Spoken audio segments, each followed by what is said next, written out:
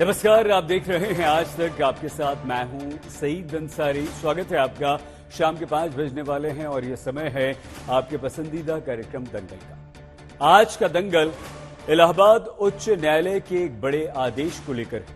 Allahabad high court ने मथुरा में श्री कृष्ण जन्मभूमि स्थान परिसर में मौजूद शाही ईदगाह मस्जिद के अंदर एडवोकेट कमिश्नर से सर्वे कराने की मांग मान ली। ये सर्वे कब से होगा, कैसे होगा, कब तक रिपोर्ट सौंपी जाएगी, इसका पता हमें 18 दिसंबर को चलेगा। लेकिन इलाहाबाद हाईकोर्ट के इस आदेश के बाद हिंदू पक्ष के अंदर बहुत प्रसन्नता है। दरअसल हाईकोर्ट की जिस याचिका पर हाईकोर्ट ने ये आदेश दिया है उसे भगवान श्री कृष्ण विराजमान की ओर से हिंदू पक्ष ने दायर की थी। याचिका में दावा किया गया कि शाही ईदगाह मस्जिद के नीचे ही श्री कृष्ण का जन्म स्थान है, क्योंकि शाही ईदगाह मस्जिद की इमारत के नीचे श्री कृष्ण से जुड़े शीशनाग और कमल फूल जैसी आकृतियां हैं। सुनवाई के दौरान हाईकोर्ट ने शाही ईदगाह मस्जिद इंतजामिया कमेटी और सुन्नी सेंट्रल वक्फ बोर्ड की उस मांग को अस्वीकार कर दिया, जिसमें मुस्लिम पक्ष ने दावा किया था कि प्लेसेस ऑफ वर्शिप एक्ट के अनुसार हिंदू पक्ष की याचिका रद्द या खारिज कर देनी चाहिए, क्योंकि इस कानून की दृष्टि से स्वतंत्रता के समय मौजूद धर्मस्थलों के स्वरूप में कोई परिवर्तन नहीं किया जा सकता। और ऐसा ही तर्क देते हुए एआईएमआईएम के अध्यक्ष असदुद्दीन ओवैसी ने कहा कि 1968 में समझौते के बावजूद जानबूझकर ऐसे मामले अदालतों में लाए जाते रहे हैं। वैसे मथुरा में श्री कृष्ण जन्मभूमि से जुड़े विभिन्न विवादों के कई स्थापित ऐतिहासिक पक्ष भी हैं, पहलू भी हैं, धार्मिक तथ्य और मान्यताएं भी हैं और कानूनी पक्ष और पहलू भी हैं। लेकिन आज जो न्यायालय ने आदेश दिया उसके बाद प्रश्न ये कि क्या मथुरा में शाही ईदगाह मस्जिद के अंदर धार्मिक आकृतियों के होने का दावा सही है? क्या शाही ईदगाह मस्जिद हिंदू मंदिर की नींव पर ही बनाई गई थी? और क्या श्री कृष्ण जन्मभूमि परिसर की 13.37 एकड़ भूमि को 2 हिस्सों में बांटने वाला 1968 का समझौता अनधिकृत तौर पर किया गया? ऐसे विभिन्न प्रश्नों के उत्तर आज के दंगल में हमें मिलने वाले हैं और इन्हीं विभिन्न प्रश्नों पर आज हम एक बड़े पैनल के साथ, मेहमानों के साथ इस पर चर्चा करेंगे। लेकिन उससे पहले हमारी ये विशेष रिपोर्ट।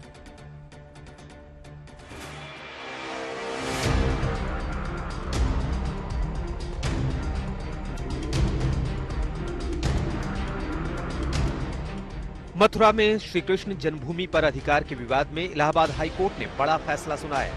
कोर्ट ने श्री कृष्ण जन्मभूमि परिसर में मौजूद शाही ईदगाह मस्जिद के परिसर में सर्वे की मांग पर कोर्ट कमिश्नर नियुक्त करने का आदेश दिया है। माननीय न्यायालय ने ये कहा कि एडवोकेट कमीशन का जो अपॉइंटमेंट है वो हम जारी कर रहे हैं, एडवोकेट कमीशन जारी कर रहे हैं। हमारी जो मांग थी कि शाही ईदगाह मस्जिद में एडवोकेट कमीशन के द्वारा सर्वे किया जाए, उस मांग को माननीय न्यायालय ने अलाउ कर दिया है। हाईकोर्ट के आदेश के मुताबिक अब मथुरा में श्री कृष्ण जन्मस्थान परिसर में मौजूद शाही ईदगाह मस्जिद के परिसर का उसी तरह सर्वेक्षण हो सकता है जैसा ज्ञानवापी परिसर में किया गया। हालांकि कोर्ट कमिश्नर की नियुक्ति और सर्वे की अन्य शर्तें 18 दिसंबर को तय की जाएंगी। सर्वे से यह साबित होना संभव होगा कि यह ईदगाह एक मंदिर के ध्वंसावशेषों पर बनाई गई है। बहुत दिन दूर नहीं है, खासकर मेरी नज़रों में, मेरे ही जीवन काल में मुझे लगता है कि अयोध्या के जैसे मथुरा में भी भव्य कृष्ण का मंदिर बनेगा। मथुरा के श्री कृष्ण जन्मस्थान परिसर में अधिकार की लड़ाई को लेकर 1.5 दर्जन मुकदमे अदालत में दायर किए जा चुके हैं।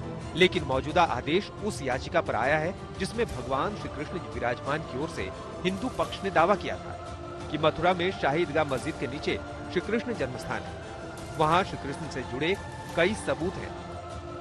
शेषनाग की आकृति चिन्ह, कमल पुष्प की आकृति के चिन्ह और श्री कृष्ण से जुड़े कई सनातन प्रतीक हैं, जिससे यह स्थापित होता है कि शाही मस्जिद की इमारत पहले एक हिंदू मंदिर थी। ये जो कंस्ट्रक्शन है ये फ्रेश कंस्ट्रक्शन है कि औरंगजेब के समय का कंस्ट्रक्शन है। और उसके अलावा सबसे इंपॉर्टेंट बात यह है कि आज उस तथाकथित मस्जिद में बहुत सारे ऐसे हिंदू साइंस और सिंबल्स हैं जो आज भी मौजूद हैं। हालांकि सुन्नी सेंट्रल वक्फ बोर्ड और शाही ईदगाह इंतजामिया कमेटी ने प्लेसेस ऑफ वर्शिप एक्ट के तहत हिंदू पक्ष की अर्जी को खारिज करने की मांग की थी, जिसे अदालत ने नहीं माना। अब कोई तुम दूर नहीं, जब अयोध्या की तरह मथुरा में भी भगवान श्री कृष्ण का भव्य मंदिर बनेगा। आज वो समय आ गया है, आज वो खुशी के पल है जिसके लिए हम संघर्ष करते रहे, लड़ते रहे और आज माननीय न्यायालय ने उस पर मोहर लगा दी। सभी सनातनी इसका धन्यवाद देते हैं माननीय उच्च न्यायालय का, और जनता की जीत है। और पहली सीढ़ी पर हमने जो पैर रखा है, अब बहुत जल्द निर्णायक स्थिति में हम पहुंचेंगे और भव्य मंदिर का निर्माण होगा। उस ईदगाह में आज भी हर एक स्थान पे हिंदू मंदिर होने के सबूत बिखरे पड़े हैं। इलाहाबाद हाईकोर्ट के आदेश के बाद शाही ईदगाह इंतजामिया कमेटी और मुस्लिम पक्ष की ओर से फौरी प्रतिक्रिया नहीं आई, लेकिन हैदराबाद के मुस्लिम नेता असदुद्दीन ओवैसी ने सोशल मीडिया पर एक सुलहनामा डालते हुए लिखा कि प्लेसेस ऑफ वर्शिप एक्ट के बावजूद ऐसा आदेश आया है, जबकि मथुरा का मामला दशकों पहले आपसी सहमति से सुलझ चुका था। ओवैसी ने लिखा है कि उम्मीद है 9 जनवरी को सुप्रीम कोर्ट में सुनवाई होगी। दरअसल ओवैसी ने जिस सुलहनामे के हवाले से मथुरा का मामला सुलझाने का दावा किया है, वो समझौता करने वाली संस्था पर ही सवाल है, क्योंकि आरोप है कि श्री कृष्ण जन्मस्थान मंदिर के असली ट्रस्ट की जगह नई संस्था बनवाकर शाही मस्जिद इंतजामिया कमेटी से समझौता कराया गया था, जिसने श्री कृष्ण जन्मस्थान के 13.37 एकड़ जमीन में से 2.37 एकड़ जमीन मुस्लिम पक्ष को दे दी थी। मथुरा से अभिषेक मिश्रा के साथ आज तक ब्यूरो। इस पर चर्चा करने के लिए हमारा जो मेहमानों का पैनल है उसमें विष्णु शंकर जैन जो कि एडवोकेट हैं, Mahendra Pratap Singh advocate and petitioner, Shri Krishna जन्मभूमि मुक्ति न्यास मथुरा, तहसीन पूनावाला जी पॉलिटिकल एनालिस्ट राजनीतिक विश्लेषक, दानिश कुरैशी जी AIMIM के आप नेता, डॉक्टर विशाल मिश्रा जो कि पॉलिटिक एनालिस्ट राजनीतिक विश्लेषक हैं। 3 लोग इस समय हमारे साथ जुड़े हैं। आप सभी को नमस्कार और स्वागत। विष्णु जी, चर्चा की शुरुआत करें इससे पहले आप हमें सिर्फ ये बता दीजिए, इस चर्चा को करने में आसानी हो जाएगी कि याचिका क्या थी, उसमें क्या कहा गया था, क्या आप चाहते थे, किन चीजों का सर्वे, और अदालत ने ये सर्वे को स्वीकृति देकर आपकी बात को कैसे माना? देखिए, बहुत शॉर्ट में मैं समझा देता हूं कि हमारा केस क्या है। 1669 में सबसे पहले मैं आपको बता दूं, 1618 में राजा बीर सिंह बुंदेला ने इस मंदिर को 33 लाख रुपए की कॉस्ट से बनवाया था। इतिहास गवाह है कि इससे पहले भी ये मंदिर 2 बार तोड़ा जा चुका है। आखिरी बार जब ये मंदिर तोड़ा गया था तो 1618 में राजा बीर सिंह बुंदेला ने इसे बनवाया था, और 1670 में औरंगजेब जो एक बर्बरता आक्रांता था, उसने फरमान जारी करते हुए यहाँ पे मंदिर को ध्वस्त करने का फरमान जारी किया, जो ओरिजिनल फरमान मजलिस आलमगीरी में स्वयं दर्ज है, जिसमें लिखा हुआ है कि मथुरा की मंदिर को तोड़ के बड़ी और छोटी मूर्तियां सीढ़ियों के नीचे दबा दी जाए, और उसके फरमान के अनुपालन में वैसा कृत्य किया गया। इसके बाद 1770 में वहां मराठा आए, बैटल ऑफ गोवर्धन हुआ और उस जगह को मराठाओं ने जीत लिया।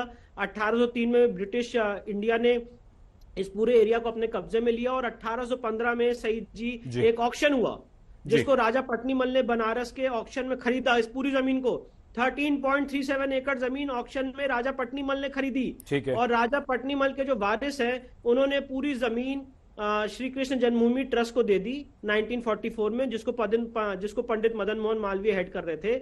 और 1950 के ट्रस्ट डॉक्यूमेंट में there is no mention of any mosque. और इसके बाद एक फेक ऑर्गेनाइजेशन बनाई गई 1958 में, श्री कृष्ण जन्मभूमि सेवा संघ, उसने केस फाइल किया 1964 में, और 12 अक्टूबर 1968 को कॉम्प्रोमाइज हुआ श्री कृष्ण जन्मभूमि सेवा संघ और शाही ईदगाह मस्जिद के बीच में। जब हमने रिसर्च की तो हमने पाया कि कॉम्प्रोमाइज फ्रॉड से ऑब्टेन किया गया है। इस कॉम्प्रोमाइज की कोई लीगल बेसिस नहीं है, क्योंकि देवता की संपत्ति के साथ किसी को कॉम्प्रोमाइज करने का कोई हक नहीं है, पहली बात। और अगर कोई केस फाइल कर सकता था तो वो श्री कृष्ण जन्मभूमि ट्रस्ट थी, क्योंकि ओरिजिनल संपत्ति उनको दी गई थी, ना कि श्री कृष्ण जन्मभूमि सेवा संघ को। इस मांग को हमने कोर्ट में फाइल किया 25 सितंबर 2020 को। 3.5 साल की लंबी लीगल लड़ाई के बाद आज हमने, जब ये पूरा मामला इलाहाबाद हाईकोर्ट ट्रांसफर किया गया ओरिजिनल ट्रायल के लिए, जैसे राम मंदिर का किया गया है, हमने तुरंत एप्लीकेशन मूव की ऑर्डर 26 रूल 9 CPC में, जिसमें हमने मांग की कि इस केस को समझने के लिए वहां की वस्तु स्थिति जानना बहुत जरूरी है। पैनल जारी किया जाए, फोटोग्राफी कराई जाए, वीडियोग्राफी कराई जाए। ठीक है विष्णु जी, आपका लिंक टूट रहा है थोड़ा, और आपकी बात है, हमें लगता है कि बात पूरी हो गई है। एक बात और छोटी सी जल्दी से बता दीजिए, उसके बाद तहसीन जी और दानिश जी के पास जाते हैं। ये श्री कृष्ण जन्मभूमि सेवा संघ जो है, जिसे आप अवैध बता रहे हैं, क्या इसके विरोध में कभी आप अदालत गए और अभी इसकी स्थिति क्या है? जी, एमएल शर्मा साहब ने एक पिटीशन फाइल की थी 1990 के दशक में, और उस समय की इलाहाबाद हाईकोर्ट ने कहा था कि ये जो कॉम्प्रोमाइज हुआ है ये गलत है और आप इसको चैलेंज करने के लिए कोर्ट में केस फाइल कर सकते हैं। मैं आपको ये भी बताना चाहता हूं, सही जी, आपने बहुत इंपॉर्टेंट सवाल पूछा। अगर कोई चीज फ्रॉड से ऑब्टेन की जाए तो वो कभी भी चैलेंज की जा सकती है। सुप्रीम कोर्ट के एक नहीं 20 जजमेंट है इसी पॉइंट पे। ठीक है, और इसकी स्थिति क्या है अभी इस संघ की? कौन लोग हैं, कितना एक्टिव हैं, या ये सिर्फ फ्रॉड करके भाग गए? ये जो सेवा संघ है इस समय डिफंक्ट पड़ा हुआ है, और सेवा संघ को भी इस केस में हमने पार्टी बनाया है। मथुरा की सिविल कोर्ट में वो अपने वकील के थ्रू अपीयर हुए थे। अभी इलाहाबाद हाईकोर्ट में उन्होंने कोई वकालतनामा नहीं फाइल किया है, पर श्री कृष्ण जन्मभूमि ट्रस्ट रिप्रेजेंटेड है। और आपको बता दूं बड़ी मजेदार बात, श्री कृष्ण जन्मभूमि ट्रस्ट ने भी केस फाइल किया है और उन्होंने कहा है कि जो विष्णु शंकर जैन कह रहे हैं वो सही कह रहे हैं, ये समझौता गलत किया गया, फ्रॉड किया गया, इसमें हम लोग पार्टी नहीं थे। और ये इस समय 18 सूट्स है जो इस समय इलाहाबाद हाईकोर्ट में दाखिल किए गए हैं। मैं ओरिजिनल सूट नंबर 1 में अपीयर हो रहा हूं। ठीक है, ये केस हमने फाइल किया था और आज माननीय न्यायालय ने आदेश पारित किया। विष्णु जी, हाँ, ये आज आपकी जीत भी है और आपकी याचिका स्वीकार कर ली गई है। दानिश कुरैशी जी, दानिश जी, आपके नेता असदुद्दीन ओवैसी ने एक लंबा चौड़ा ट्वीट किया। वो समझौता जो विष्णु जैन जी अवैध बता रहे हैं, गलत बता रहे हैं, फ्रॉड करके बनाया गया है, वो उस आधार पर आप कैसे जीतेंगे? अब तो सर्वे की आज्ञा भी, अनुमति भी अदालत ने दे दी। देखिए, दिक्कत हमारे मुल्क में यही है, जिस तरीके के देश में हालात बन रहे हैं और बाकायदा सुनिश्चित तरीके से पूरी चीजों को ऑपरेट करने की जो कोशिश की जा रही है, हमारी मुखालिफत तो इसी पे है। जब एक वक्त में दो लोगों ने मिलकर उसका दानिश जी, एक सेकंड, मैं कुछ कहना चाहता हूं आपसे। हम इस केस पर बात कर रहे हैं सर, तो अगर यहां हम थोड़ी सी राजनीति को दूर करें, कानूनी पक्ष जो पहलू हैं आपके पास, है ना, देश में हालात और साजिशन, वो तो अलग बात है, वो तो आप अदालत में सिद्ध करेंगे सर। आप तो सिर्फ ये बताइए कि अगर ये जो सेवा संघ है, श्री कृष्ण जन्मभूमि सेवा संघ, जिससे ये एग्रीमेंट हुआ था, वो कहां है? क्या वो आज भी आपके साथ खड़ा हुआ है? वो ये कह रहा है कि एग्रीमेंट बिल्कुल सही है, हमने जमीन मस्जिद को दी थी, उसके बाद मस्जिद वहां पर बनी। देखिए, मैं आपको यही कह रहा हूं, सबसे पहले तो मैं जो हूं, मैं एक राजनीतिक पक्ष का व्यक्ति हूं, इसलिए मैं बात राजनीतिक इसीलिए करूंगा क्योंकि इसमें पूरे की पूरी जो चीजें हो रही हैं वो राजनीतिक है, इसीलिए मैंने आपको कहा। दूसरे नंबर की बात मैं जो आपको बता रहा हूं उसी पे आने की कोशिश है मेरी, कि दिक्कत यहां आके ये खड़ी है कि आपको इतने साल के बाद एक समझौता जो हो चुका था वो आपको इतने साल के बाद याद आया है। तो दिक्कत यही है कि हर बार आप एक नया समझौता लेकर के आएंगे तो इन समझौतों पे कभी कोई निराकरण तो आना नहीं है। बाबरी मस्जिद के मामले में जो कुछ हो गया, ये बाकी सारी मस्जिदों में क्या उसको वो किया जा सकेगा, इंप्लीमेंट किया जा सकेगा? बाबरी मस्जिद तो भारतीय जनता पार्टी और उसकी भगीनी संस्थाओं ने मिलकर गिरा दी। मुझे ये बता दीजिए कि अगर वो नहीं हटी होती तो क्या सुप्रीम कोर्ट का मामला इस तरीके से फैसला आ जाता जो था, या बाकी सारी चीजों में आ सकेगा जो इस तरीके से गति बनाई जा रही है? दिक्कत यही है कि जिन चीजों का निराकरण समाधान पूर्वक हो चुका है, दशकों पहले हो चुका है, 10 सेकंड और जो चीजें दशकों पहले हो चुकी हैं और उसमें अभी तक कोई विवाद नहीं था, जानबूझकर विवाद क्रिएट करना, ये पूरी एक लॉबी काम कर रही है, उसमें आपके सामने है। श्री कृष्ण जन्मभूमि सेवा संघ, दानिश जी, क्या आपकी उन लोगों से बात हुई? क्या आपने उन्हें अपने पक्ष में कर अदालत में उतारने का प्रयास किया? क्या उनके कोई भी पदाधिकारियों में से कोई भी अधिकारी आपके संपर्क में है, आपके समर्थन में है कि ये समझौता सही है? देखिए, मैं तो ये जानता हूं कि जो कुछ भी फैसला था वो अदालत में था। क्या अदालत की, सुनिए, अदालत की उस प्रक्रिया को इतने साल के बाद, और ये इतना बड़ा जो चीजें कही जा रही हैं वो इतना बड़ा मामला है, छोटा मामला तो है नहीं। किसी के घर का जबरन कोई लिखा लेना, पढ़ा लेना, ये आम बात तो है नहीं। एक बड़े धार्मिक स्थान की जगह है और दूसरी तरफ भी एक बड़ा धार्मिक स्थान है। दो धार्मिक स्थान के लोगों के लिए अगर बातचीत हो रही है तो मुझे ये बताइए कि उस वक्त में जो लोग कार्यरत थे इस पूरी प्रेमाइसिस को लेकर के, उन लोगों ने क्या उसको चैलेंज किया था उस वक्त? तहसीन पूनावाला जी, तहसीन जी, हाँ विष्णु जी, एक एक रिएक्शन ले लें, उसके बाद आते हैं, आप जवाब दीजिएगा दानिश जी की बातों का। तहसीन जी, आप एक राजनीतिक विश्लेषक होने के नाते हमें समझाइए, अगर वो ट्रस्ट जिसने क्या कोई ऑलरेडी कोई ट्रस्ट है, कोई जमीन है, उस पर कोई धोखाधड़ी करके कोई दूसरा ट्रस्ट बन सकता है, क्या वो ट्रस्ट वो जमीन किसी और को बेच सकता है? और 1968 से पहले का अगर मामला है, विष्णु जी हमें करेक्ट कीजिएगा अगर हम गलत हों तो, अगर उससे पहले का ये मामला है, या तहसीन जी आपको आवाज नहीं आ रही? आपको सर तहसीन भाई आवाज आ रही है आपको? नहीं तहसीन हमें सुन नहीं पा रहे हैं। विष्णु जी चलिए यही प्रश्न हम आपसे पूछ लेते हैं। पहले तो आप हमें ये श्री कृष्ण जन्मभूमि सेवा संघ की आज की स्थिति से अवगत करवाइए, और क्या ये संभव है एक वकील होने के नाते, एक अच्छे वकील होने के नाते, प्रतिष्ठित वकील होने के नाते, विष्णु जी आपको लगता है कि ऑलरेडी एक संघ है, एक ट्रस्ट है, उस पर दूसरा कोई इस तरह का संघ आ सकता है, कोई लॉबी आ सकती है, वो कब्जा करके इतनी बड़ी जमीन दे सकती है और वो बात इतने दिनों तक दबी छुपी रह सकती है? मानते हैं आप? देखिए मैं आपको बताता हूं, जब एक इस तरह का समझौता किया जाता है, आप आज के परिप्रेक्ष्य में मत देखिए। 12 अक्टूबर 1968 को समझौता किसने किया था सईद जी? जरा उसकी तह में जाइए, वो रिकॉर्ड्स में प्रोवाइड करूंगा आपको। द्वारका प्रसाद मिश्र जो मध्य प्रदेश के चीफ मिनिस्टर थे, वो उस समझौते में भागीदार थे। अनंत शय्यम अयंगार जिन्होंने उस समझौते में फोर्स करके साइन करवाया गया, वो उस समझौते में भागीदार थे।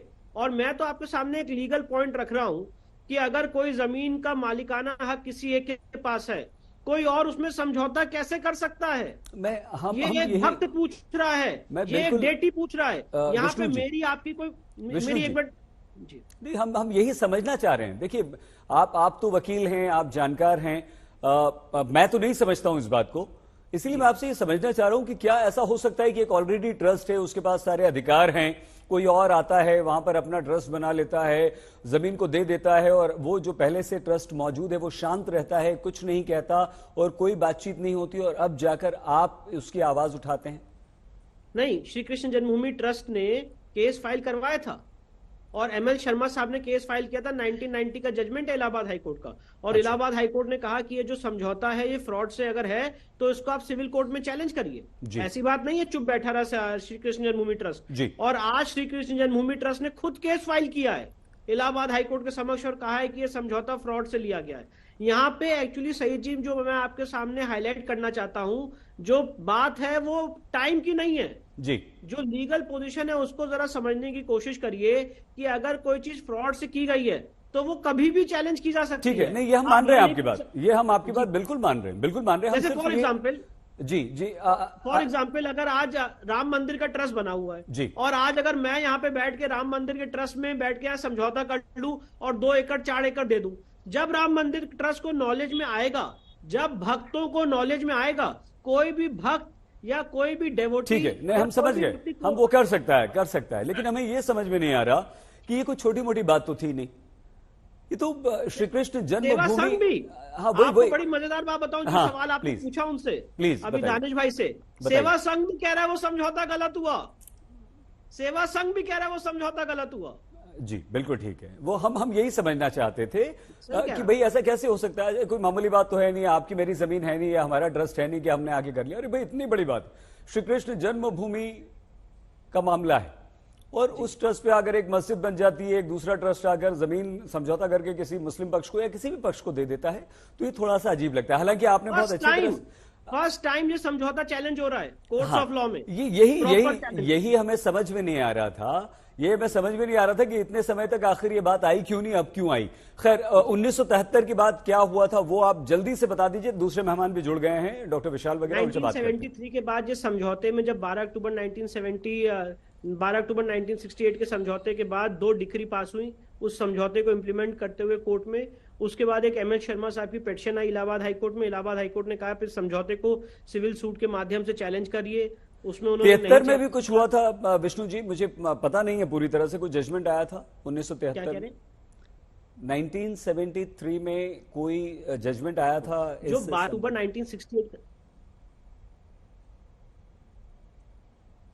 का समझौता है उसको जजमेंट का शेप देने की कोशिश की गई 1973 में, जिसे सिविल लॉ में किसने शेप देने की कोशिश की? मथुरा की सिविल कोर्ट ने उसी समझौते को अपने आदेश का रूप दिया इन क्या कहा था 1973। सर उस आदेश में विष्णु जी? उन्होंने समझौते को मान लिया, जो क्या? दोनों पक्षों में समझौता हुआ था। ये अदालत ने मान लिया था कि ये समझौता सही है?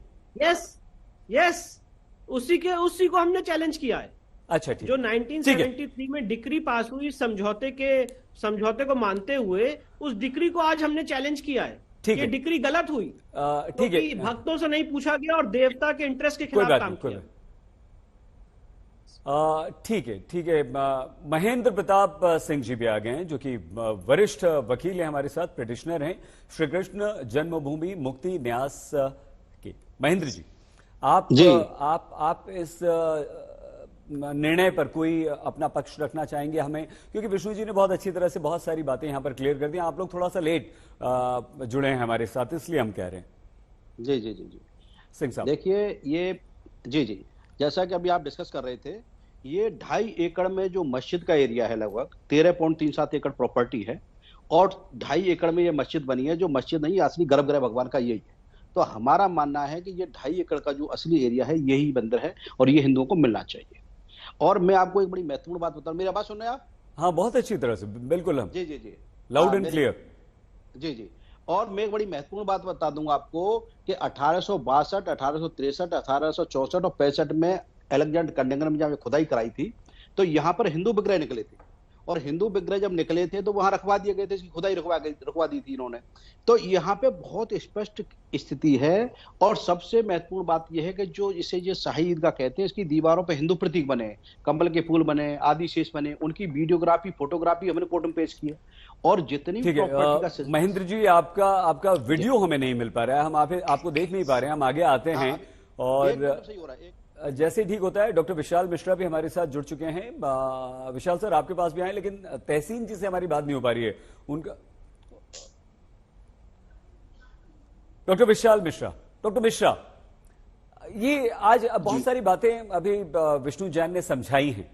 क्या आपको लगता है कि ऑलरेडी एक ट्रस्ट बना हुआ है बड़ा, और इतना गंभीर ये मामला है, श्री कृष्ण जन्मभूमि का वो ट्रस्ट है, और दूसरा ट्रस्ट आ जाता है, बन जाता है, वो जमीन किसी और को दे देता है, वहां मस्जिद बन जाती है, कैसे संभव हो सकता है? क्या आप मानते हैं कि ऐसा हुआ है और अभी तक सब शांत बैठे हुए हैं, इसमें कुछ गड़बड़ है?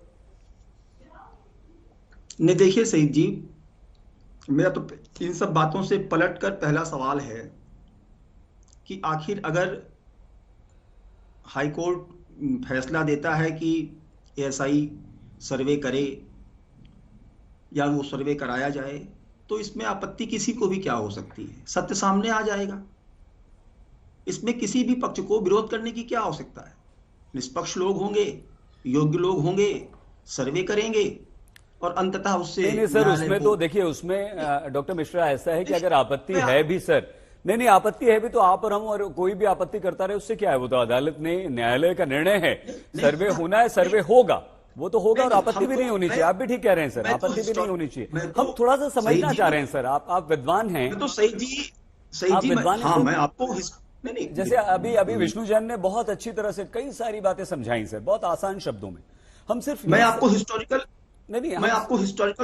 सर, मैं पूछूंगा आपसे सर, हमारी चर्चा उस हम क्या है कि एक आम व्यक्ति की तरह, एक आम भारतीय की तरह। डॉक्टर मिश्रा सुनिए ना सर, प्लीज सर, एक मिनट मैं आपसे, बहुत समय है सर, अभी तो कार्यक्रम शुरू हुआ है, मैं आपसे बिल्कुल पूछूंगा। बिल्कुल आपकी हर बात महत्वपूर्ण है सर, हम उसे बहुत ध्यान से सुनते हैं और उसका फायदा मिलता है देशवासियों को। लेकिन हम ये जानना चाह रहे हैं, श्री कृष्ण जन्मभूमि ट्रस्ट, इतना बड़ा मामला श्री कृष्ण की जन्मभूमि से जुड़ा हुआ है, वहां पर आकर कोई और व्यक्ति ट्रस्ट बना लेता है, कोई संस्था ट्रस्ट बना लेती है और वो जमीन किसी और को दे देती है और किसी को पता नहीं चलता। क्या ये संभव है? और ये ऐसा कैसे हो पाया? अगर ऐसा हुआ सर, तो आप इस पर आपकी टिप्पणी चाहते हैं? नहीं सही जी, हो सकता है। देखिए, कहीं ना कुछ गड़बड़ है, तभी तो मामला न्यायालय में आया है, तो और न्यायालय ने संज्ञान में लिया है। ऐसा तो है नहीं कि न्यायालय ने रिजेक्ट कर दिया है, न्यायालय ने एक्सेप्ट किया है। तो कहने का मतलब यह है कि याचिका को, तो कहने का मतलब है कि कहीं ना कहीं इसका मतलब कुछ तो हुआ है। जैसा कि अभी आप श्रीमान विष्णु जी बता रहे थे कि वो बाकायदा 1968 का वो समझौता था, वो किस तरीके से जो है मतलब गलत तथ्यों पर कर लिया गया था, उसके खिलाफ शूट हुआ। तो न्यायालय ने बताया कि जो है ठीक है, आप जो है सिविल कोर्ट में जाइए। लेकिन और फिर बाद में वो गलत तरीके से चीजों को एक सेप दिया गया, मतलब गलत तथ्यों के आधार पे, क्योंकि तथ्य जो सामने रखे जाएंगे, अब उन तथ्यों में कहीं ना कहीं कोई ना कोई गलती थी, तभी तो आज वो चीजें दोबारा सामने आई हैं। जी सर, बिल्कुल ठीक। तो उसी आधार पर मैं आपसे कह रहा हूं कि जब एएसआई होगी तो उसमें कार्बन डेटिंग होती है, स्टेटोग्राफी होती है, आर्कियोलॉजिकल प्रोस्पेक्टिव होता है, अंडर वाटर आर्कियोलॉजी होती है, वो डेंड्रोक्रोनोलॉजी होती है, तमाम सारी चीजें निकल कर आएंगी। और ऐतिहासिक तथ्य हम कैसे भूल जाएं? हम बिल्कुल सहमत हैं आपसे। भूल जाएं कि जो मथुरा के कलेक्टर थे एफएस ग्रॉस, उनकी जो आपसे बिल्कुल सहमत है डॉक्टर मिश्रा, उनकी जो पुस्तक है Mathura Vrindavan the historical land, Mishra मैं आ रहा हूँ, थोड़ा सा सर हम कानूनी पक्ष समझ लें, जान लें, उसके बाद अपन उस पे आते हैं ऐतिहासिक पक्ष पे। उस पे आप ही बता पाएंगे, आप विद्वान हैं। दानिश जी, हम आपके पास आए उससे पहले हम आपको ये बता दें कि महेंद्र प्रताप सिंह जी ये 1973 में जो निर्णय अदालत ने दिया था, वो निर्णय क्या था और उसके बाद आपने उसे कैसे चुनौती दी? जी देखिए, मैं आपको बता दूं इस बात को कि इसमें सबसे पहले जो महत्वपूर्ण बात ये हुई है कि इसमें एक 67वें केस डाला गया और 1968 में 1 साल के अंदर ही उसे कंप्रोमाइज करा लिया गया। आवाज आ रही है आपको मेरी? बहुत अच्छी तरह सुन रहे हैं सर। हाँ, 1968 में 1 साल के अंदर कोई ट्रायल नहीं हुआ और एक बड़े षड्यंत्र के तहत 1968 में उसको कंप्रोमाइज करा लिया गया और 73 में उसकी डिक्री करा के रख दिया गया।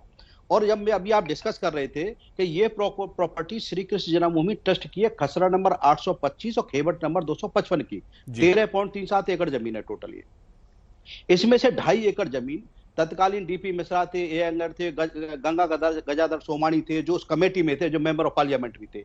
इन लोगों ने षड्यंत्र करके इस कमेटी को प्रेसराज करके श्री कृष्ण जन्मभूमि सेवा संघ बनवा दिया और उसे कंप्रोमाइज करा दिया। भाई एक ही प्रॉपर्टी को भी कैसे कंप्रोमाइज कर सकता है? तो हमने 1968 के कंप्रोमाइज को और 1973 की डिक्री को कोर्ट में सबसे पहले मैंने चैलेंज किया था 23 दिसंबर 2020 को। 1973 में ये जो बात आप बता रहे हैं, यही बात अदालत में गई थी और 1973 में न्यायालय का निर्णय क्या था सिंह साहब?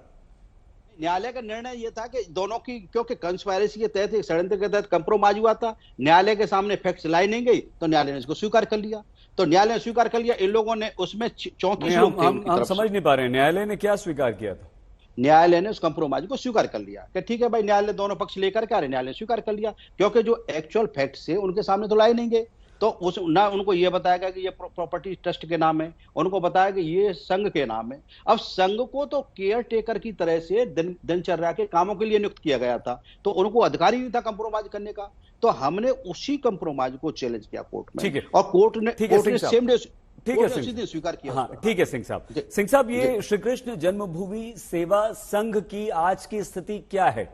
कौन लोग इसमें शामिल हैं और क्या इस संघ के विरोध में भी आपने कोई याचिका अदालत में डाली है? इनके खिलाफ भी कोई केस किया है आप? बिल्कुल। जब हमने अपना केस दाखिल किया 23 दिसंबर 2020 को, पहला केस है जो रजिस्टर्ड हुआ मेरा, तो हमने श्री कृष्ण जन्मभूमि ट्रस्ट को भी पार्टी बनाया और हमने श्री कृष्ण जन्मभूमि सेवा संघ को भी पार्टी बनाया और शाही ईदगाह को बनाया और हम सुन्नी वक्फ बोर्ड को पार्टी बनाया। हमने कहा कि ये लोग गलत तरीके से आए इसमें, जो सुन्नी वक्फ बोर्ड है। नहीं, ये सेवा संघ की बात कर रहे हैं हम, श्री कृष्ण जन्मभूमि। नहीं, मैं बता रहा हूं, मैं हाँ सेवा संघ की हमने कहा कि वो तो आपके विरोध में है, सुन्नी वक्फ बोर्ड और दूसरे लोग ईदगाह वाले तो आपके विरोध में हैं, वो तो रहेंगे। जी हाँ, संघ ही बता रहा हूं मैं जी। तो श्री सेवा संघ को भी हमने पार्टी बनाया कि भाई इन्होंने प्रॉपर रूप से अपने दायित्वों का निर्वहन नहीं किया ट्रस्ट ने, और इनको इस प्रॉपर्टी को देखना चाहिए। ये देवत्व की प्रॉपर्टी है और देवत्व की सुप्रीम कोर्ट ने अभी होल्ड किया है कि भाई देवत्व की प्रॉपर्टी को ना आप गिरवी कर सकते हो, ना मॉर्गेज रहन कर सकते हो, ना किसी के साथ एग्रीमेंट कर सकते हो, कि ये परपेचुअल माइनर माना गया। ठीक है सर। और सिंह साहब, ये सेवा संघ में अभी कौन लोग हैं? नहीं, सेवा संघ में अब नया तरीके से उन्होंने कॉन्स्टिट्यूट किया सेवा संघ को अभी एट प्रेजेंट तो ठीक लोग हैं, कोई दिक्कत नहीं है। लेकिन उस टाइम के कुछ लोग हैं, हम ये जानना चाहते हैं, नाम बताइए ना उनके। नहीं, सेवा संघ में अभी एट प्रेजेंट में जो कमेटी है, जो संघ के, जिसमें कई लोग हैं, जैसे मैं बताऊं अभी काम कर रहे हैं, जैसे ट्रस्ट अलग है और संघ अलग है। तो ट्रस्ट मदर बॉडी, आप समझिए। मैं समझ रहा हूं, इतना समझ लिया सर मैं तो सेवा संघ को समझना चाहता हूं। ट्रस्ट में तो ठीक है, बहुत लोग हैं, विष्णु जैन जी भी हैं, आप भी हैं, सब लोग लड़ रहे हैं उसके लिए, वो तो है। ये श्री कृष्ण जन्मभूमि सेवा संघ, इसमें फिलहाल कौन लोग हैं जिनके कारण ये सारा विवाद खड़ा हुआ है? नहीं, अब इनके कारण विवाद कोई बात नहीं, वो पुराने लोगों के, पुराने जो उसके पदाधिकारी थे उनके कारण हुआ। उनके कारण आज हुआ कौन लोग हैं सर, और क्या आज वो आपके समर्थन में हैं? तो वो अदालत में जाकर क्यों नहीं कहते कि हाँ साहब, हमारे जो पहले के पदाधिकारी थे उन्होंने ये गलती की है, या उन्होंने साजिश की है, या उन्होंने भ्रष्टाचार किया है और इस कारण ये सब विवाद हुआ है? कौन लोग हैं, नाम बताइए।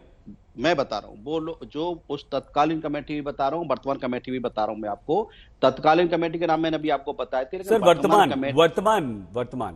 वर्तमान में एग्जेक्टिव के जो 2-3 नई कमेटी बनी, अभी फेरबदल किया अभी कुछ दिन पहले ने, तो एक्चुअली उसके नाम उनके कंफर्म नहीं है मुझे, कोई बात नहीं, ठीक है। लेकिन मैं बता देता हूं, सुनिए। हाँ, अब एक ऐतिहासिक पक्ष पहलू पे आ जाएं हम सिंह साहब जी, और जी, जी। क्योंकि डॉक्टर मिश्रा हमारे साथ हैं। डॉक्टर मिश्रा आपके पास आए उससे पहले दानिश कुरैशी जी।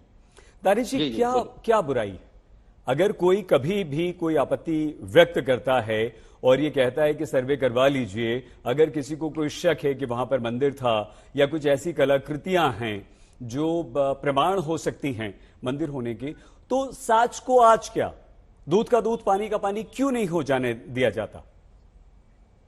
देखिए, मुझे लगता है कि जो पैनलिस्ट जो हैं, ठीक है, जो संघ की बात कर रहे थे, मैं आपको बताऊं, जितनी आसानी से वो बात कह रहे हैं कि उन्होंने ये प्रमाण मान लिए, वो प्रमाण मान लिए, अदालत होती है और चीजें जो ग्राउंड पर जो ग्रेविटी रखती हैं, उनके तथ्यों के बिना क्या आप ऐसा समझते हैं कि कोई भी ओरली जाकर कुछ भी कह देगा कि ये हमारा है? For sake of argument, Ansari साहब, मैं आपसे पूछता हूं, आपका जो आज तक का जो स्टूडियो है, इसके ऊपर मैं कोई कुछ भी फ्रॉड डॉक्यूमेंट खड़ा करके मैं उसके अंदर पेनिट्रेशन कर दूंगा। पेनिट्रेशन करने के बाद आपका स्टूडियो, उसके बगल में जाकर मैं पोजीशन भी ले लूंगा, उसके बावजूद भी आप 30, 40 और 50 साल तक उस पर कुछ प्रोसेस नहीं करेंगे। कुरैशी जी, यही तो हम समझ, देखिए इतनी देर से ये जो पूरी पॉलिटिक्स जो हो रही है, दरअसल मुझे लगता है कि कहीं ना कहीं जो चीजें सेटल डाउन हो चुकी हैं, जिसमें कहीं कोई विवाद नहीं था, उसमें दानिश साहब, हमें यहाँ पर रोकना पड़ेगा। विश्व हिंदू परिषद के कार्यकारी अध्यक्ष आलोक कुमार जी कुछ कह रहे हैं। विश्वास करता हूं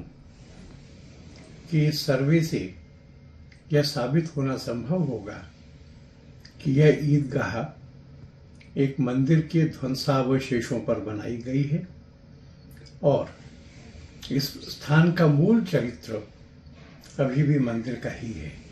हम सुप्रीम कोर्ट के निर्णय का स्वागत करते हैं, हाई कोर्ट के निर्णय का स्वागत करते हैं। इलाहाबाद हाई कोर्ट के निर्णय का विश्व हिंदू परिषद के कार्यकारी अध्यक्ष आलोक कुमार जी ने स्वागत किया है। दानिश जी, अपनी बात पूरी कीजिए प्लीज। दोस्तों, मैं यही कह रहा हूं कि जिन चीजों पर, मतलब जिन तथ्यों पर उस वक्त में फैसला किया गया और उसके बाद कोई किसी तरीके का कोई विवाद आज तक नहीं है, जानबूझकर इस तरीके का विवाद किया जा रहा है और वो तमाम चीजें आपके सामने है, जहां वहां रहने वाले लोग, जो स्थानीय लोग हैं वहां के, और कमेटी के जो श्री कृष्ण कमेटी के जो लोग हैं, उनके बीच में आज तक कहीं कोई झगड़ा अभी तक नहीं हुआ। जानबूझ के इस तरीके का वातावरण बनाना, मुझे लगता है कि दानिश जी, आपको रोकना पड़ रहा है। आपके नेता असदुद्दीन ओवैसी की एक प्रतिक्रिया आ गई है, हमारी संवाददाता मिलन शर्मा ने उनसे इसी मामले पर तुरंत बात की। जल्दी सुनवाते हैं आप लोगों को। करने के लिए असदुद्दीन ओवैसी साहब हैं। पहला तो आज सबसे बड़ा मुद्दा है जो मथुरा में सर्वे, जिसकी परमिशन अब मिल चुकी है कोर्ट से। आपने इस पर ट्वीट करके कहा है कि इतनी जल्दी क्या थी, 9 जनवरी को हियरिंग भी थी। किस तरीके से देखते हैं आप? देखिए, अफसोस इस बात का है कि जब पार्लियामेंट में प्लेसेस ऑफ वर्शिप एक्ट बनाया गया था, उसमें बाबरी मस्जिद को उससे एक्सक्लूड किया गया था, जो मैं समझता हूँ बहुत बड़ी गलती थी। खैर, वो गलती हो गई। उसमें कहा गया कि 15 अगस्त 1947 को जितने प्लेसेस ऑफ वर्शिप होंगे, उनका नेचर, उनका कोई तब्दीली नहीं होगी। अब हम बाबरी मस्जिद की जजमेंट के बाद से मैं ये कह रहा हूँ, क्योंकि सुप्रीम कोर्ट का फैसला था और फैसला आस्था की बुनियाद पर दिया गया था, जिस एप्रीहेंशन का मैंने इजहार किया था कि अब हर मसले खुल जाएंगे आस्था के मामले के ऊपर, वो सही साबित हो रहा है। आप देख लीजिए कि ज्ञानवापी मस्जिद का मसला खुल गया और वहाँ पर ASI को जिम्मेदारी दी गई जाकर चेक करने के लिए। मथुरा की जो मस्जिद का मामला है, ये तो मामला था ही नहीं। ये तो दोनों पार्टीज ने, जिसमें शाही ईदगाह ट्रस्ट ने यूपी वक्फ बोर्ड से परमिशन लेकर और श्री कृष्ण जन्मस्थानम सेवा संघ ने बैठकर एग्रीमेंट कर लिया, एक डिस्प्यूट को उन्होंने सेटल कर लिया। अब सेटल डिस्प्यूट को आप एक इशू बना रहे हैं अभी। ये पहले ही कह दिया गया था कि, और ये नारे भी लग चुके हैं कि पहले होगा काशी फिर होगा मथुरा, तो ये तो होना ही था अल्टीमेटली, और परमिशन आज दे दी गई है कोर्ट की तरफ से। ये फैसला देखिए, जब 1968 में मुसलमान और हिंदू बैठकर तस्वीर कर चुके हैं, एग्रीमेंट कर चुके हैं, एक दूसरे को जमीन दिए हैं, इसमें एक नहीं 9 कंडीशंस पर दोनों मुसलमान यानी ईदगाह शाहीदगाह ट्रस्ट और श्री कृष्णा जन्मस्थान सेवा संघ ने बैठकर लैंड एक्सचेंज किए हैं और उसको मसले को हल कर लिया 1968 12 अक्टूबर को। आज आकर आप उस डिस्प्यूट को खोलते हैं, भाई उसका सैंक्टिटी क्या है? जब कोर्ट ने इसको एग्रीमेंट को कबूल कर लिया और आज आकर आप इशू खोलते हैं कितने 55 साल के बाद। अब अफसोस की बात है, ये इसी मसले में ट्रायल कोर्ट में केस चल रहा था। हाई कोर्ट के कोई पार्टी गई जो उससे ताल्लुक नहीं था, खैर गए तो हाई कोर्ट ने कहा कि अब हम इसको सुनेंगे। मेरा तो नुकसान हो गया, हाई कोर्ट ट्रायल कोर्ट बन रहा है, सुप्रीम कोर्ट गए, सुप्रीम कोर्ट ने कहा 9 जनवरी को हम सुनवाई करेंगे। ऐसा क्या आसमान गिरने वाला था कि आपने ये ऑर्डर दे दिया कि कोर्ट कमिश्नर अपॉइंट करेंगे? तो ये तो अफसोसनाक बात है, ये तो होना ही नहीं चाहिए था। अब आगे फिर आप क्या करेंगे इसको लेकर, क्योंकि अब तो ये कोर्ट की परमिशन हो गई है, अब इसमें सर्वे तो होके रहेगा? नहीं, सर्वे देखिए 91 का जो एक्ट है उसको तो आपने जलाया नहीं ना अभी। हाँ, उसको तो जलाया नहीं आपने, अभी तो राख नहीं हुआ है, वो राख का ढेर नहीं हुआ है, अभी भी कानून है। तो फिर उसका सैंक्टिटी क्या है? जब बाबरी मस्जिद के जजमेंट में सुप्रीम कोर्ट के 5 जजेस ये कहते हैं कि ये इसका ताल्लुक बेसिक स्ट्रक्चर से, सेकुलरिज्म से, प्लेस ऑफ वर्शिप एक्ट का, तो फिर अगर ये इसका ताल्लुक सुप्रीम कोर्ट करे तो फिर ये कैसा हो रहा है बताइए? क्या ये बात आप संसद में भी उठाएंगे? नहीं, संसद में उठाने का ये तो कोर्ट ऑफ लॉ में है ना। जब सुप्रीम कोर्ट ने कह दिया बाबरी मस्जिद के केस में कि 9 प्लेसेस ऑफ वर्शिप एक्ट हमारे संविधान के बेसिक स्ट्रक्चर का हिस्सा है और we can not turn the clock back. अब ये सब हो रहा है तो फिर ये क्यों हो रहा है? फिर भाई 68 में जब एक मसला हल हो गया, आप उसको दोबारा खोल रहे हैं। आपको नहीं लगता कि ये क्यों हो रहा है? चुनाव पास आ रहे हैं। देखिए, जितने भी लोग वहां पर जा रहे हैं उनको इख्तियार है। टीले वाली मस्जिद हो, ज्ञानवापी हो, अब ये शाही ईदगाह का मामला हो, लोकल लोग तो नहीं है, सब बाहर से आके कर रहे हैं। तो इससे खुद अंदाजा लगाइए कि वो क्या करना चाह रहे हैं, कि उनका मकसद क्या है। प्लेसेस ऑफ वर्शिप एक्ट है और सुप्रीम कोर्ट 9 जनवरी को सुनवाई करने वाला है। मुस्लिम साइड ने तो अपना एक राइट ऑफ अपील खो दिया। अगर हाई कोर्ट में चलेगा तो ट्रायल कोर्ट कैसे बनेगा? उसको लेकर सुप्रीम कोर्ट गए हैं। 91 का एक्ट है, 68 अक्टूबर में दोनों मुसलमान और हिंदुओं ने फैसला कर लिया। अब आकर हर कोई फैसला करेंगे और बोलेंगे एग्रीमेंट होगा, नहीं हम ही नहीं मानता, तो कैसा होगा? फिर जमीन एक्सचेंज कर लिया आपने कि यहाँ पानी नहीं जाएगा, वहां नहीं जाएगा, अब उसको आप खोलना चाहते हैं। अफसोस की बात है बहुत। दूसरी बड़ी बात की सिक्योरिटी ब्रीच जो हुआ है पाल। अब यहां पर जो आप ओवैसी को सुन रहे थे, वो ओवैसी जो बात कर रहे हैं, यहां तो सिर्फ सर्वे की बात हुई है। अभी कोई केस नहीं हुआ है, कोई निर्णय नहीं आया है। डॉक्टर विशाल मिश्रा सर, आप इसका ऐतिहासिक पक्ष रखते हुए, क्योंकि समय कम है, आप जानते हैं हमारी मजबूरी होती है, हम आपको खूब विस्तार से सुनना चाहते हैं, लेकिन कम शब्दों में सर संक्षेप में अभी तक, और ये भी अवश्य बताइएगा सर कि ये मस्जिद आखिर बनी कब और ये निर्णय जो दोनों पक्षों में समझौता हुआ था जिसके बाद जमीन मिली, वहां तक बताइए सर। देखिए सईद जी, जो ऐतिहासिक तथ्य है, जो फैक्ट है, उसके अनुसार यदि हम जाते हैं तो बहुत प्राचीन समय में ही मंदिर बना था और हमें 5वीं शताब्दी में चंद्रगुप्त विक्रमादित्य जो कि गुप्त वंश के शासक थे, उनके द्वारा इसके जीर्णोद्धार की भी जानकारी मिलती है। फाहियान जो कि उस समय भारत आया था, चीनी यात्री था, उसने भी अपनी यात्रा वृत्तांत में इस बात को लिखा है। मैं आपको यहां तक बताना चाहता हूं कि इस पर पहला कि इस जो अल उतबी इतिहासकार महमूद गजनवी के साथ आया था, उसने अपनी जो किताब लिखी थी तारीख-ए-यामिनी, उसमें भी वो जिक्र करता है, इस मंदिर का जिक्र करता है। वो उसमें यहां तक हमें चर्चा मिलती है कि जो है बहुत सारा सोना था। यही नहीं, हमें एक संस्कृत शिलालेख वहां पर मिलता है जो कि हमें एक कन्नौज के गढ़वाल शासक जज के बारे में जानकारी देता है कि उन्होंने भी इस मंदिर के बारे में अपना योगदान दिया था। ठीक है। और तो जो हम उस समय अंग्रेज कलेक्टर, यूरोपियन कलेक्टर की बात हम कर लें, जो है सर थोड़ा आगे बढ़ते जाइए क्योंकि समय कम है। हम चाहते हैं एक एक उदाहरण दे दीजिए, एक एक उदाहरण देके जल्दी से बता दीजिए। एफ एस दास की किताब है, मैं आपसे कह रहा हूँ ना, उन्होंने तारीख दाऊदी को जो है कोट करते हुए लिखा है कि एक मथुरा जो है वृंदावन के ऊपर की the mystical land of Lord Krishna, एक इटालियन ट्रेवलर था मनुची। ये उदाहरण होगा, हम चाह रहे हैं कि आगे बढ़कर आज की स्थिति तक आप आ जाएं जल्दी से। और अगर देखा जाए तो वो जो किताब है हमें इसका जिक्र मिलता है मासीर आलमगीरी में, जो औरंगजेब के समय में जो है लिखी गई थी कि किस प्रकार से उस समय वो मथुरा काशी के मंदिरों को गिराने की बात कही गई थी। डॉक्टर मिश्रा, मतलब है कि जो ऐतिहासिक तथ्य है उससे डॉक्टर मिश्रा, सर एक सेकंड, सर 37 हो गया है, 6:37, समय बहुत कम है। चाह रहा हूं कि आप एक उदाहरण दीजिए, आगे बढ़ जाइए और आज तक मौजूद मस्जिद मंदिर तक और आज की स्थिति तक आ जाइए जल्दी से। मैं माफी चाहता हूं सर, समय कम है सर थोड़ा सा। तो मैंने कह तो दिया कि किस तरीके से है, सबके रेफरेंस है और किस तरीके से उसको जो है मासीर आलमगीरी में तोड़वाने का भी हमें जो है जानकारी मिलती है। ये मस्जिद कब बनी? तो कहने का मतलब ये है कि एएसआई की मतलब सर्वे हो जाने दीजिए, सत्य सामने आ जाएगा।